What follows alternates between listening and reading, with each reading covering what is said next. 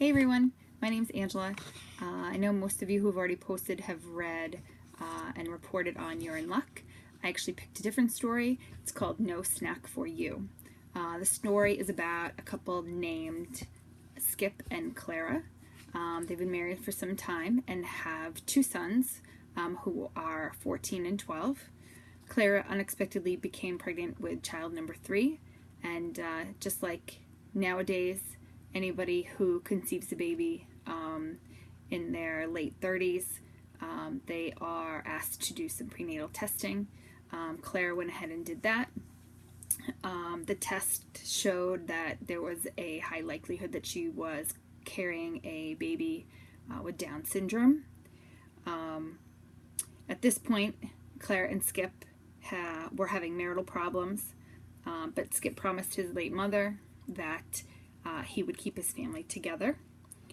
Clara had hoped that the new baby would bring her and Skip closer together, but unfortunately, caring for the child with Down syndrome actually fractured their marriage more than I think either one of them thought. Eventually, they started sleeping in separate bedrooms, and the family began spending much less time together. Claire had the baby. He was born with Down syndrome. She named him Willow. And she was happy to take care of him, although her marriage was not in good shape.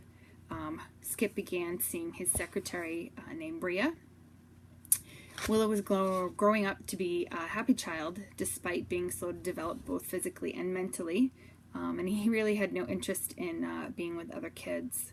Although the older her two boys got and went off to college, Claire liked that Willow relied on her so much for his care. Unfortunately, she was diagnosed with breast cancer, and even though she went through some treatments, it had actually spread to her liver, and she ultimately passed away. Before doing so, she begged Skip to take care of Willow and not to put him in a home. So he was hoping to do that. About 6 months after Clara's death, Skip and Bria got married, and Bria was pretty adamant about putting Willow in a home with other children with Downs. And as much as Skip didn't want to break his promise to Claire, they did look into a home that Bria found. They visited several times. The first visit, they actually had lunch with the director. And although Willow was very hesitant to go out and play at first, he did eventually decide to go out and play with the other kids. While the director was explaining benefits of the home, like how carefully they watched over the kids, there was a 24-hour doctor on call, there was a nurse on site, they had a great phys ed program, excellent job placement for kids once they reached adulthood. They visited about 3 more times, and Willow actually spent a night there. He enjoyed it so much. Skip could see that, so Skip asked him if he wanted to stay there and live there with the other kids. And as long as Willow was assured that Dad was going to come visit, he had no problem, because he said he had already met a friend and he really liked it there. Skip visited often as he could, as much as his job allowed, but each time he did notice that Willow was really thriving and really felt it was unnecessary to visit.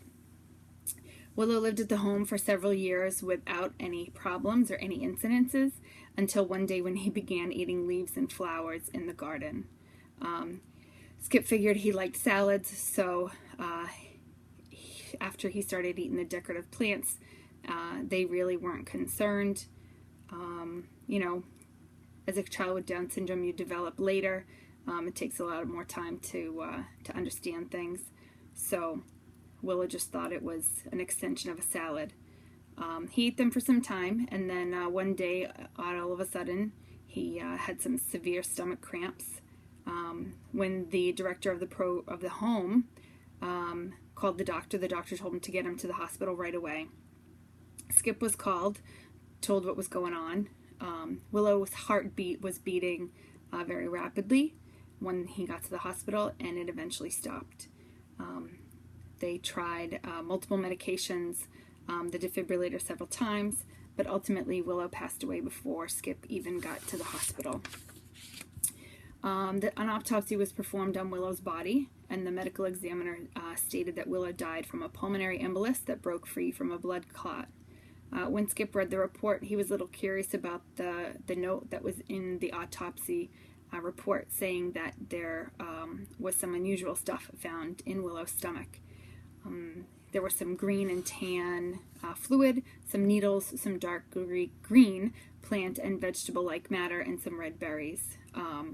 So there was also a note stating that one of Willow's friends saw him eating plants in the garden. Skip got in touch with a private investigator to find out what really happened.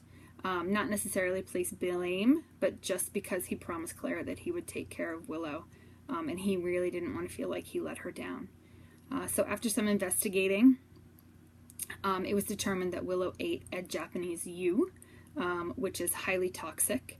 And although further testing couldn't actually prove that eating the plant had caused Willow's death, Skip called the home, and he informed the director about the dangers of the plants.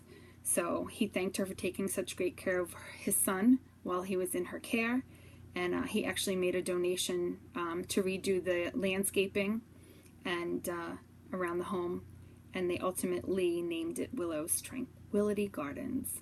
I think I picked this story just because I have my own kids, and I don't think I would have ever wanted to be put into a situation or ever want to be put into a situation like that. So I think it was nice that he did see the value that the home gave for his son, and gave that donation so that no other kids that live there at the home would ever come into any dangers, especially seeing that they already have physical and mental challenges. So that was my story. Thanks.